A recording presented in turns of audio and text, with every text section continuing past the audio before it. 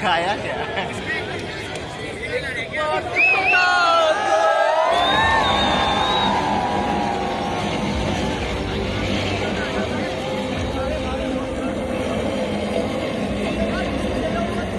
मैं समय हूं और मैंने इंद्रप्रस्थ के प्राचीन जीवन को विकसित दिल्ली में बदलते हुए देखा है।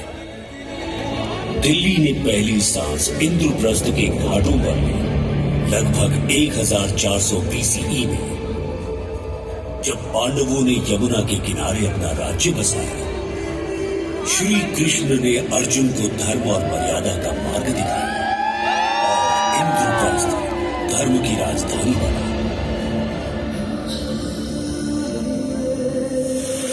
यहाँ के घाट, मंदिर और महल मेरी पहचान थे। हर पत्थर से संस्कार और मानवता की खुशबू आती थी। इंद्रप्रस्थ पवित्र भारत का हृदय था। ये दिल्ली की शुरुआत थी और यहीं से इसका इतिहास जुड़ा है।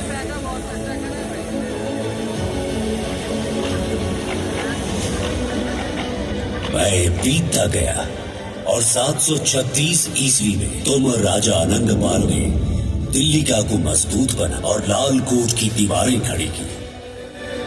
फिर पृथ्वीराज चौहान आए, जिन्होंने दिल्ली में किला राय पिथौरा बनाया और यहां अपनी राजधानी स्थापित की।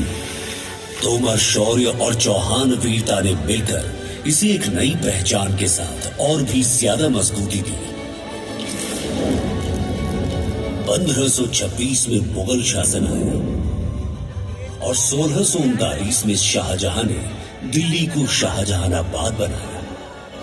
फिर जब उनके दौर का अंत हुआ, तब दिल्ली फिर अपनी असली पहचान में वापस आ गई। इसका इतिहास और इसकी संस्कृति हर युग में अपनी गहराई में बनी रही और इसकी वीरता के पत्थर सदा अमर रहे।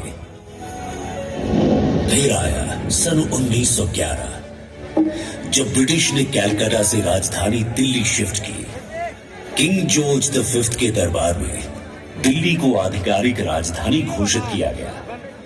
1912 में इस बदलाव को लागू करते हुए दिल्ली को चीफ कमिश्नर्स प्रोविंस बनाया गया, जहां शहर का प्रशासन एक चीफ कमिश्नर के हाथ में था, बिना किसी विधायिका या स्थानीय स्वशासन के। लचियंस और बेकर के द्वारा डिजाइन हुआ रायसीना हिल और नए एडमिनिस्ट्रेटिव बिल्डिंग्स ने दिल्ली को नए रूप में सजाया, आधुनिक भारत के सपने का प्रतीक बनकर। फिर समय आया आजादी का। ये धरती भारत भूमि, जन्मभूमि बने अनेक महान वीरों की। इनमें से एक थे सरदार वल्लभ भाई पटेल। सिर्फ एक नेता नहीं, बल्कि दिल्ली के लिए विश्वास का प्रतीक थे। आजादी के बाद जब विभाजन का घाव सबसे गहरा था, तब दिल्ली लाखों शरणार्थियों की पनाह बनी। मैं तो अपने दुख में डूबा रहता, पर सरदार पटेल की अटल इच्छा शक्ति ने मुझे नई ताकत दी। दिल्ली में नई कॉलोनियां बसाई गई, लाजपत नगर, राजेंद्र नगर, करोल बाग, जहां जीवन फिर से मुस्कुराया। पटेल की दृष्टि से दिल्ली हर बदलाव को अपनाती गई और इसकी गलियों में सुरक्षा, विकास और इंसानियत के नए रंग बिखरते रहे।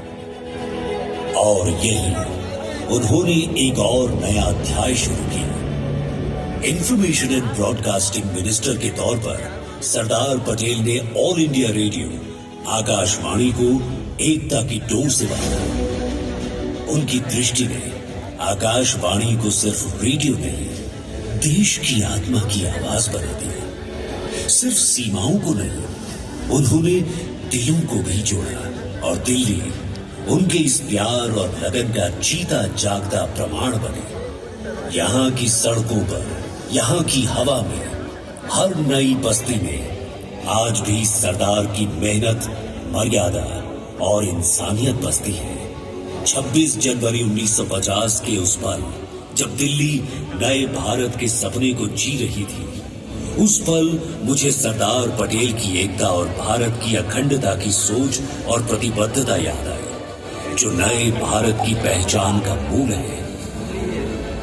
सरदार वल्लभ भाई पटेल के नेतृत्व ने दिल्ली को 1950 में एकीकृत भारत का हृदय बनाया। 1952 में दिल्ली एक पार्ट सी स्टेट बनी, जहां उसे अपनी विधानसभा और अपने पहले मुख्यमंत्री के रूप में चौधरी ब्रह्म प्रकाश मिले।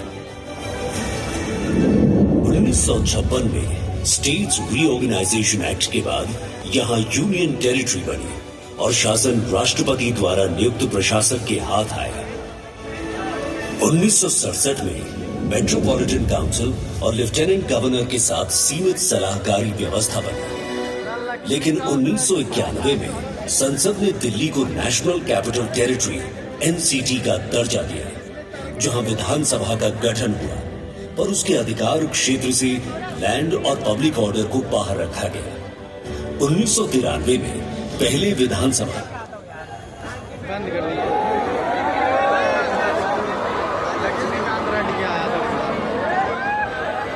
इसी के साथ दिल्ली सिर्फ राजधानी नहीं, बल्कि भारत के लोकतंत्र का धड़कता हृदय बन गई। यहां की जमीन पर हर कदम नई कहानियां लिखी गई। 1998 में मेट्रो का सपना शुरू हुआ। 24 दिसंबर 2002 को अटल बिहारी वाजपेयी ने पहली ट्रेन को हरी झंडी दिखाई और इसके अंदर ही लोकतंत्र, संस्कृति और प्रगति का संगम बना। यहाँ मौजूद अनेक ऐतिहासिक इमारतें